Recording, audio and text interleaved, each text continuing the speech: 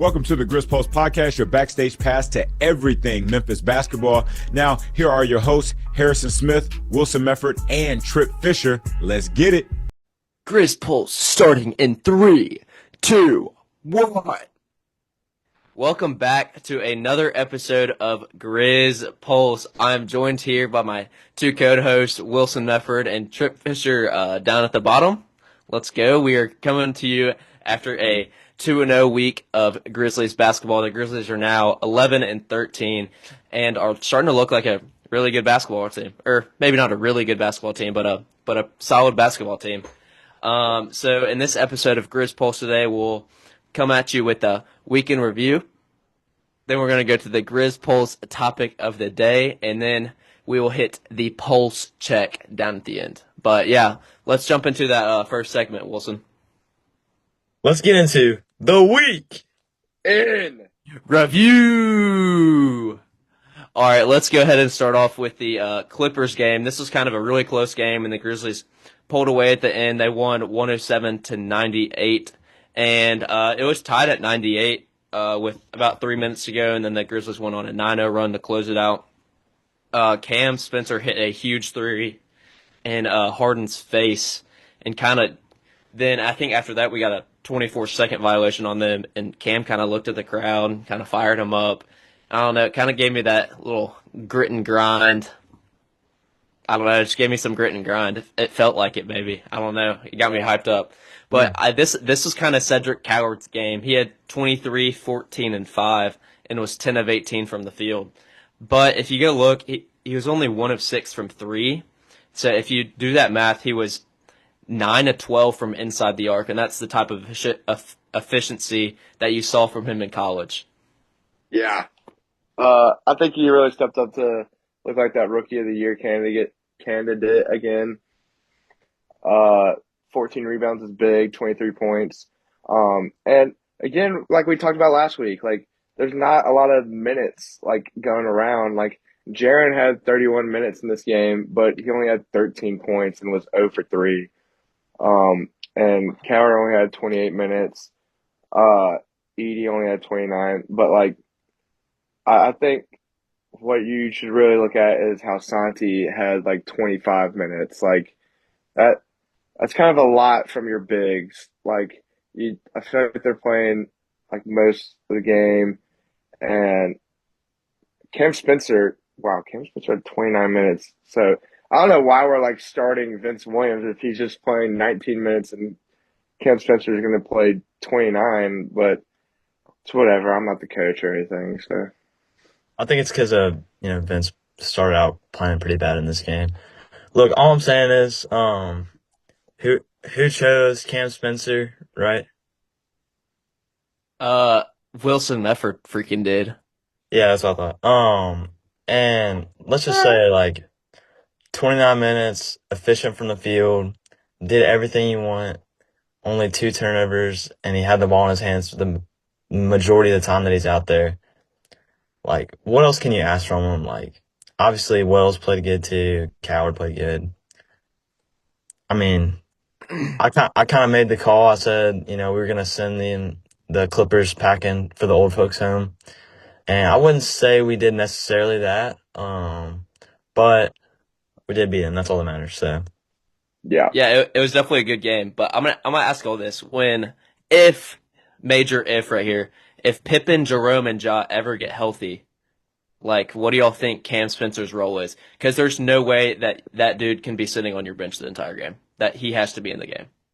I mean, I think Jerome's gonna have to earn his minutes. I think Pippen. Yeah. We saw enough of him last year that like. We know that he's good out there. Obviously, if he comes out and it's like a rough start for him, like you'll work him back in. But like we know he's got a spot, and he knows how to like play within the system to an extent. But I think, yeah, you're gonna like. It does suck that we bring in Jerome. He gets hurt, and now you're like, well, do we even need him? Yeah, it's definitely kind of unfortunate. But I mean, hey, that's a good problem to have. Definitely not complaining about that.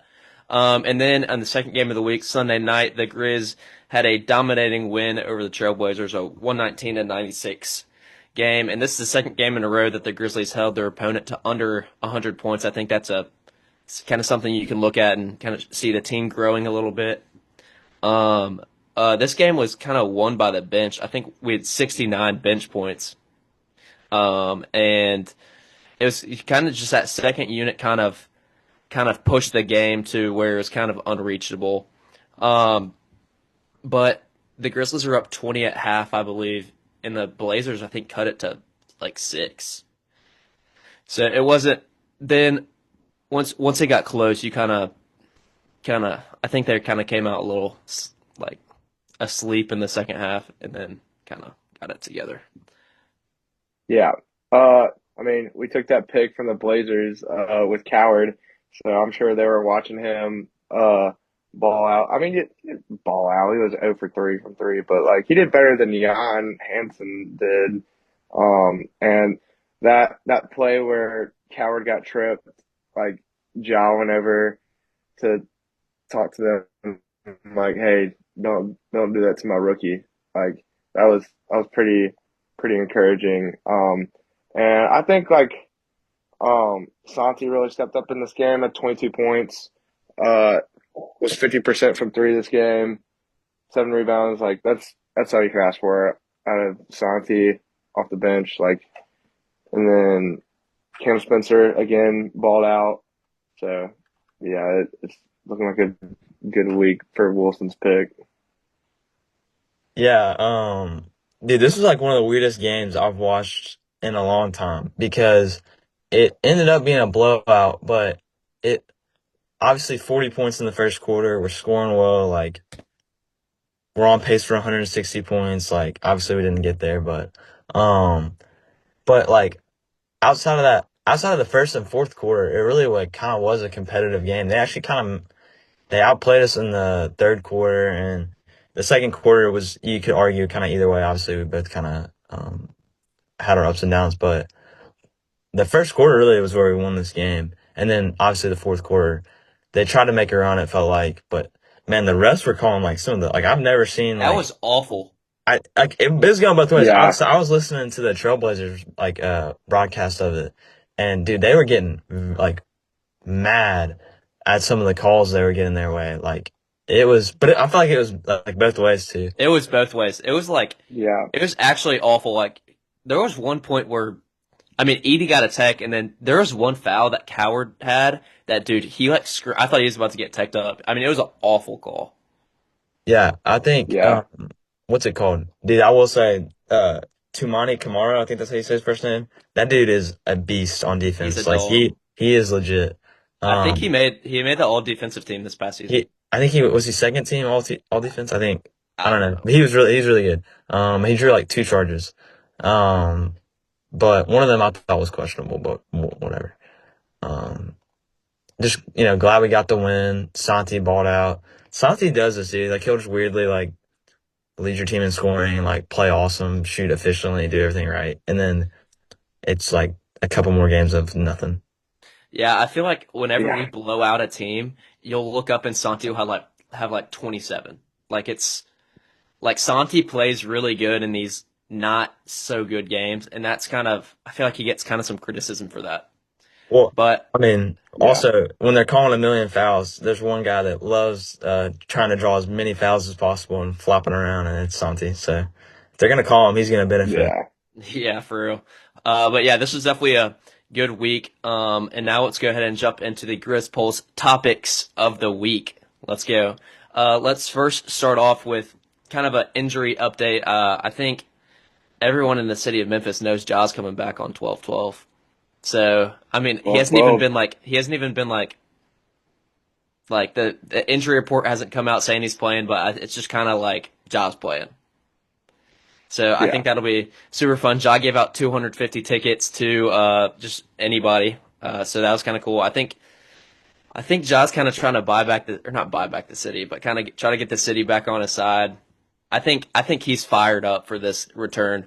And I mean, you could really argue that this is Ja's like maybe his most important return other than when he came back from the 25 game suspension. But I feel like this return right here is like really like impactful to one, Ja's status on the team. Like if he comes back, like and plays bad, are you like, all right, let's try to move him? Or like, I feel like this could be the time where you're like, all right, Ja's back, and Ja is like really bought in and he's ready to go win. I mean, I just Yeah. want to say I've been behind Ja the whole way. Like I never doubted the dude. I've been saying like I need to see more of him on. Like I want to see him back out there. I think we're gonna be better with him out there. And dude, I was there last year when he came back from the 25 game suspension. There, like it was like 2 years ago. 2 years ago, and dude, it's like a crazy atmosphere in there. Like it's you just like feel the excitement. I think people are gonna like definitely feel that when Ja's back. Like the team has a different like feel to it. Like we have somebody that's should be more explosive than anybody the other team has. Obviously, we saw it in moments through the first few games of the season, but excited to see him back from injury. Yeah. I mean, I'm excited for 12-12. I want to go to that game so bad. That'll be hype. I mean, you can tell Ja has been wanting to come back for a while. Like the way he's been mentoring, like some people on the bench, like the stuff that the media won't show you, like of him, like Kim Spencer asking him a question on the bench and Ja would, like help him out, and what he did with Coward the other day. I mean, he really likes this team, and I feel like the energy will be different when Ja comes back, and how we play will be different, and we'll really see like this new developed Edie with Ja, and that's what I'm most excited about because Edie's been playing on a different level, and with Ja added to that, that could be really something special. Yeah, I think you can really see that Ja's just itching to get on the court. And I think with this calf injury, I think they're not like holding him back, but you see in the NBA today how careful teams are with calf injuries now, just with all the Achilles injuries that have happened in the recent year. So I think they're kind of holding him back, and I think he knows he can be out there, and I think he's super excited to get back out there. But I really see this team over the last nine couple games. They've gone 7-2. I've really seen this team like kind of gel together. I mean, all the Josh stuff, him being bought in on the bench. I feel like the bench is kind of bought in. But then even like stuff like on social media, like I know Jaren has like a little burner on Instagram, and he posted the other day after the Trailblazers game. And it was just I think he said, "I love these guys." Like you're just kind of seeing that it feels like it's all just coming together, and it's really easy to say that when you're playing really good, but you kind of don't see that stuff when you're playing bad. So like, what would y'all say has led to this little run over the last 9 games?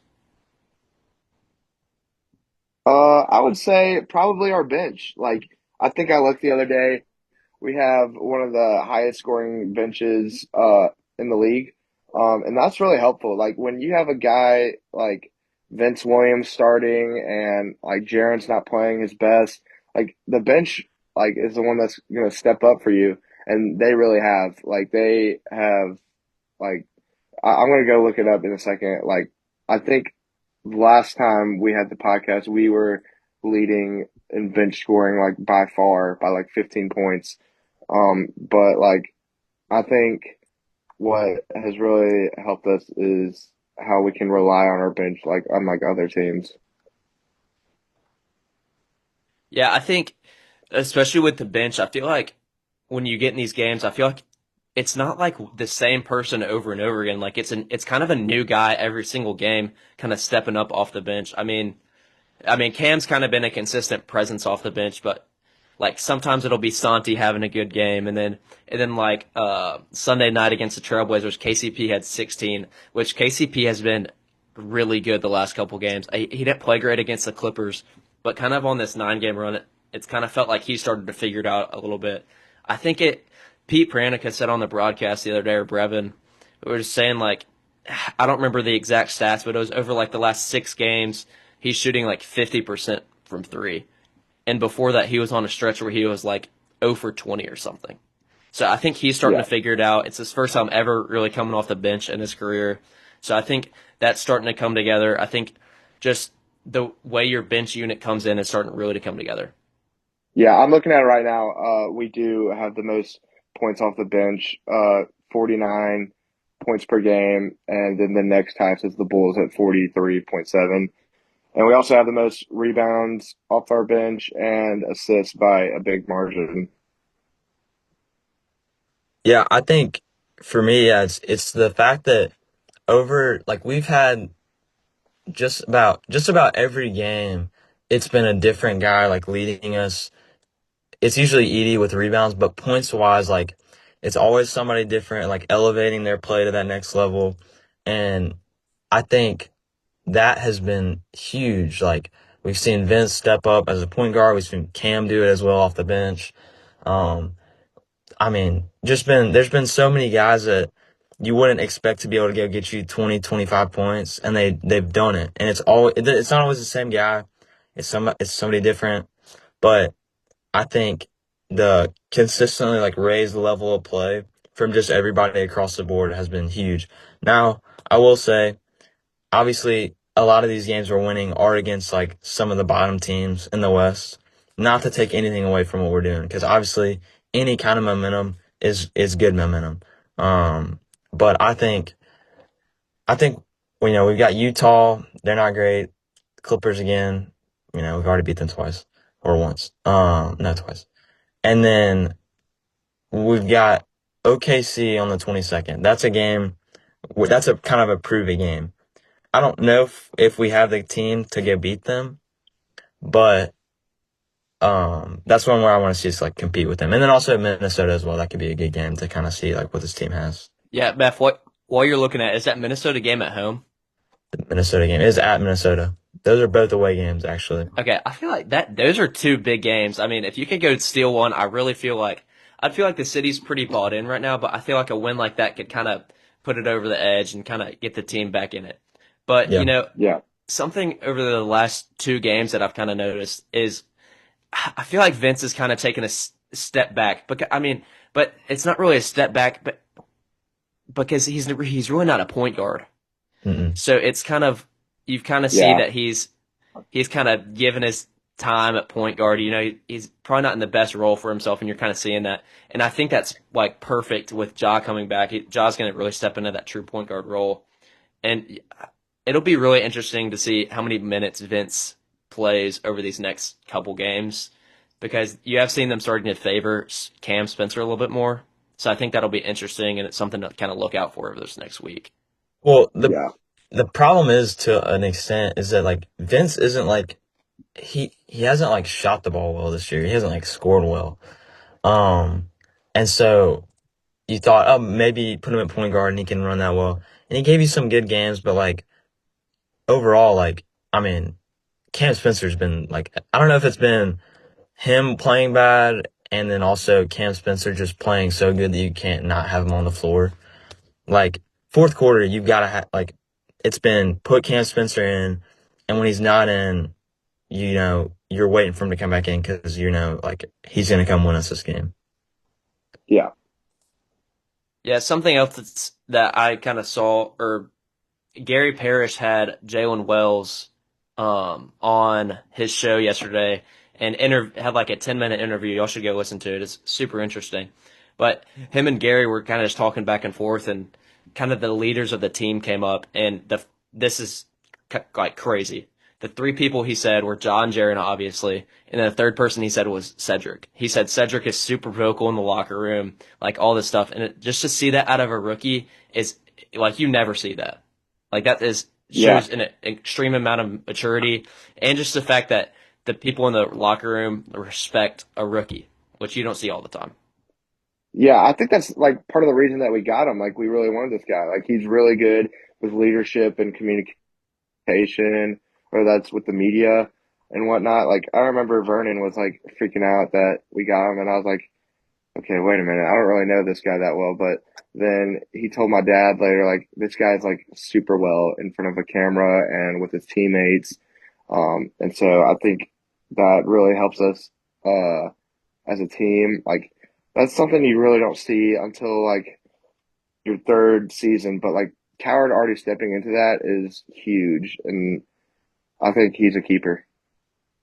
Yeah, I think too it helps. Like he's had definitely an unusual path to being a lottery pick, probably than any of those other guys. Maybe outside of like Yang, I guess. Like he's had a definitely weird path, but like he's He wasn't highly recruited. He like worked his tail off, gets to Washington State. That's the kind of like trend you've seen over these past few years of college basketball with the transfer portal.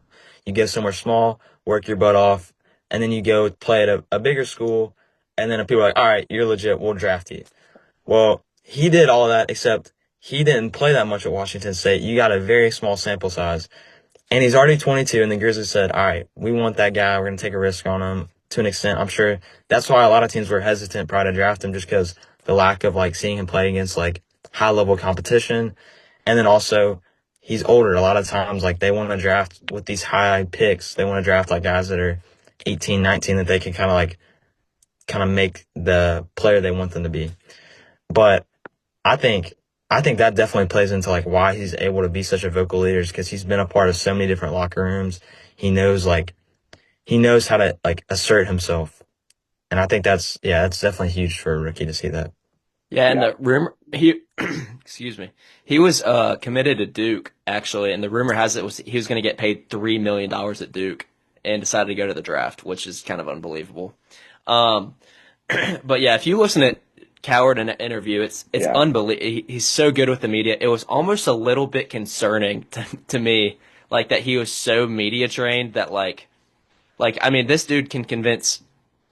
I mean, if you were to sit down in an interview with this guy, you'd be like, this guy's the man for the job. Like no matter what kind of job it is. So that was almost a little bit concerning about how good he was on that. But yeah, let's go ahead and jump down to the last topic we have here. And what do y'all think? You know, after these last 9 games, we've gone 7-2. So it's kind of hard not to talk about like, what do you think this team's ceiling is? You know, they're a game and a half back on the Warriors in the 8 seed. 3 games back of the 7 seed, and then 4 games back of the Timberwolves. And I was looking at the strength of schedule last night on Tankathon. Tankathon is a great website, by the way, to just go look at draft stuff, and strength of schedule. But the Grizzlies have the 19th hardest, so the 11th easiest. And if you go look at the strength of schedule, almost all of the top teams in the West that are above us in the playoff is like 1 through 8 on the hardest schedules. So, I mean, you are not out of this by any means. I definitely think you could sneak into the 6, maybe 5 spot even. Yeah. I mean, we've said this legit every podcast, but it depends on how Ja plays when he gets back. Like, yeah, we need to see what he can do with the new coach. Said it every podcast.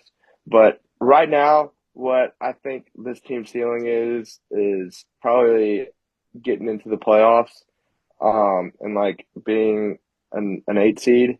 Like, I think the Warriors do have a good team. I mean, Steph has been good for as long as I can remember, and he's not really slowing. He's kind of slowing down, but not really. And then they got Buddy Hield and Jimmy Butler. I think Jimmy's been hurt though, right? Steph has been Pat too, actually. Spencer, man. Pat Spencer's been balling out. That's crazy. That's his second sport. Like, goodness gracious, he must have been raw at lacrosse. But anyway, I think this team could definitely be a playoff team with Ja returning, and I think if we see like prime Ja back, we could be like really scary. good. Yeah. You know, I'm kind of a little bit more optimistic than you, Trip. I really think. I mean, you kind of said the 8 seed. I think we could be higher than that. I mean, man, I hate saying this, but if you go look back at the last couple of years when we played the Timberwolves and stuff, like we match up really good against them. And I mean, you could definitely get 4 games back there. The Suns have played nobody. Like, they were like the second on strength of schedule. Like, they've played nobody. So I think you can definitely catch up there. And the Warriors are just, with how old they are, they're just so injury prone, which we are too. But I definitely think about what you're saying with Ja, and like, if Ja's back, then we're back. But I think this next 10 stretch of games, whatever I'm trying to say, like kind of until mid-January, is like you're gonna see, like, if like what you see in this next month or so is what is like gonna be is how Kleiman is gonna base the next 3 years of this program, in my opinion. Right. Yeah. I think the Warriors and Suns are definitely jumpable. I mean, we're not too many games behind them. And they're both kind of teams that have just struggled with like poor decisions by their GMs. Maybe not so much the Warriors, definitely the Suns. But definitely like the Warriors are older, they're not getting any younger. I think we're like right there with them right now. That's not really like a question that we could jump them. I think, yeah, it'll be definitely tough to crack into that top 6. Just because, I mean, we've already seen us play have we played the Timberwolves this year? No, we I haven't. don't think so. So we've lost to all of the top 5 teams so far. The Thunder, Lakers, Nuggets, Rockets, Spurs, we've lost to all of them. We should have beaten the Spurs, but that's whatever. We should have beat them twice, actually. Twice. Yeah, twice. To be fair, they didn't have Wemby either time, but we didn't have Ja either time. this is also true. I think, yeah, if we beat the Timberwolves and we look at getting against them, then yeah, why can't we go get that 6th spot? But I think for me, because there was a time you're sitting down here, I think we were like the 13 spot technically or something like that. Down here with the Clippers and the Pelicans, the Mavericks and Jazz were like above us. I think to me, over this like stretch of games, what we've done is separate ourselves from them. And I think that's a big kind of like indicator of like the direction the season can go. Like, I think playoffs is definitely like, I feel like that's got to be a given that you've got to make the playoffs. I would love it if we don't have to do a play-in game. Just because, especially don't want it to be against the Warriors. But yeah, and I think just not playing the freaking Thunder in the first round. I mean, I really think you can compete with. In a series, I think you can compete with a lot of the teams in the compete. I'm not saying you can win those series. I'm saying you can compete to an extent with a lot of the teams in the West, but the Thunder, you're not beating the Thunder. Thunder are on a historic run right now. Yeah, I'm interested to see if they'll. I mean, when the Warriors broke the like regular season record with 73 wins, like they had like a bigger win streak than the Thunder have right now. They had like a crazy win streak. But who they lose to in the finals? LeBron. I mean, all right. It was still a great dynasty, but all right, Warriors fan. Nah. Just because I liked Steph when I was a kid, and like I had all the shoes. I had one pair of Stephs, bro, and I had a couple jerseys, 2 or 3, whatever. But now I'm all in on the Grizzlies. Obviously, I think we're gonna be awesome this year. So yeah, I really have been encouraged over the last 9 games. And I think you've got some good opportunities this upcoming week. Let's go ahead and jump down to the Pulse Check. All right, Pulse Check is where we look into the upcoming week in Grizzlies basketball. Another time we have only 2 games, back-to-back week of only 2 games that we're going to be covering. And you have the Jazz at home on Friday night, and then the Clippers game is away. Man, I feel like we have covered the Clippers three weeks straight. Like, I think we have 3 weeks straight. Yes. I mean, I'm sick and I'm tired of freaking talking about this Clippers team. I mean, I'm not. I love like dogging on this team. They suck, dude. Dude, yeah, they're gonna. I actually think. Spoiler alert for my pick for the week. I think they're gonna beat us. Dude, it is so hard to beat a team 3 times in the NBA, and they are not that bad. If you go and look at their differential rating, I don't know how you call that, but they are second to the worst in the West, and they have a minus 5.2 rating. Yeah. Like, it's not like they're getting blown. Like, they're playing super close games. They just can't get over the hump late in the game. And I think in the NBA, it's extremely hard to win against a team that has stars 3 times in a row. Right. Yeah, I mean, it'll be a close game. Every game. I hope we win. Yeah, obviously. Yeah, but we kind of skipped over that Jazz game. We did. All right, yeah, let's talk about it. Yeah. the Jazz have like played real. I'm looking at their schedule. They've played some pretty tough teams these past couple of games. They played the Knicks, the Thunder, Rockets twice, Golden State, Thunder again, Lakers twice. I mean, they've played some pretty tough teams. They've beaten the Kings. They actually beat the Rockets the second time they played them. So this Jazz team is a lot different than they were last year. I haven't really been watching. I don't know if that's because of Ace Bailey or anything, but like, I don't know. I don't think this is a gimme. Like, I think with that Rockets win, we don't know how good this team is. But I mean, my pick here, I think we're gonna get the dub, but I wouldn't be surprised if we didn't. I mean, I actually think the Jazz match up pretty well with us because they've got Walker Kessler, big Hey, guy. Walker Kessler is out for the year. He is? Wow. I did not know that.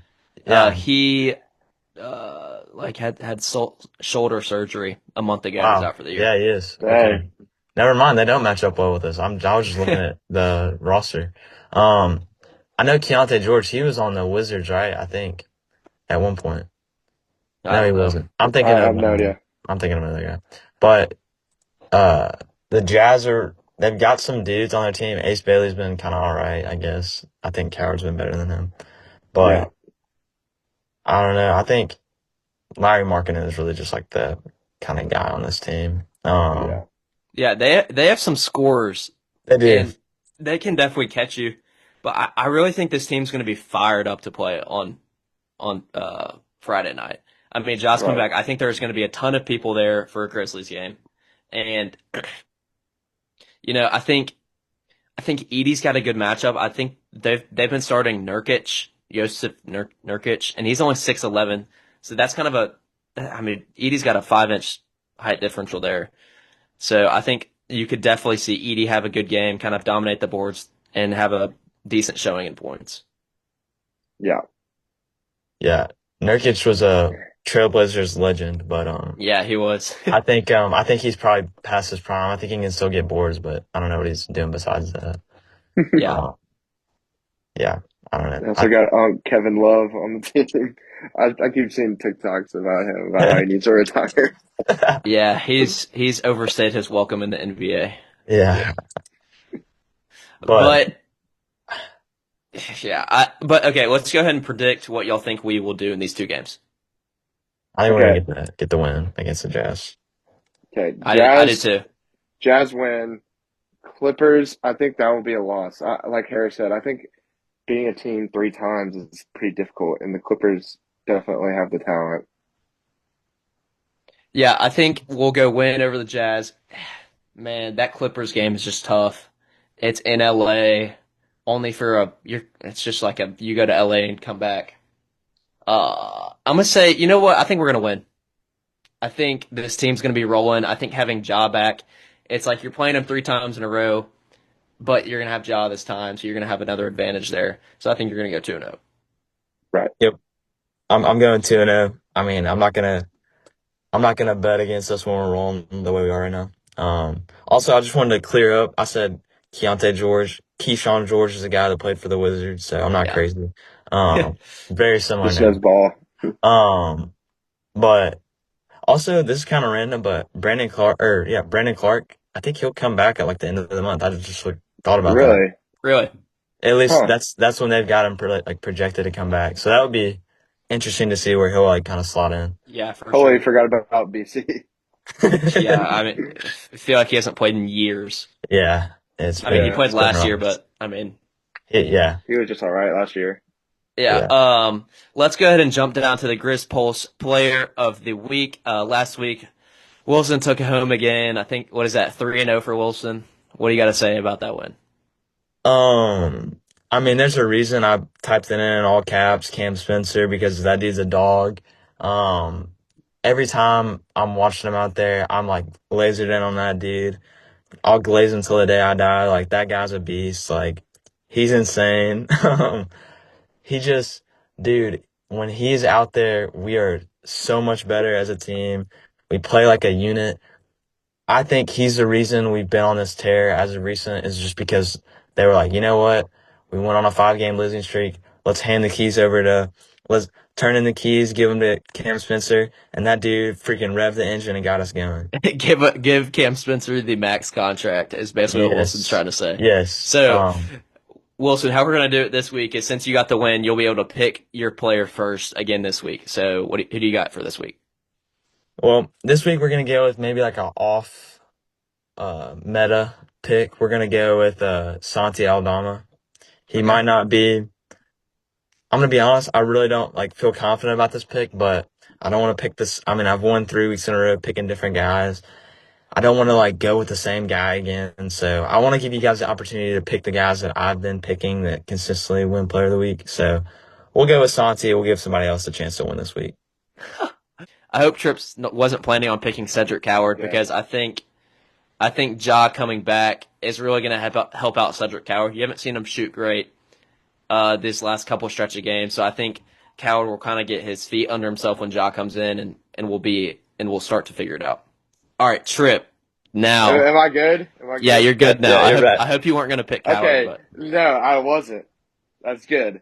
I was this close to getting player of the week last week. Jalen Wells played pretty good, but I mean, Cam Spencer did play a little bit better with more stats and everything, but whatever.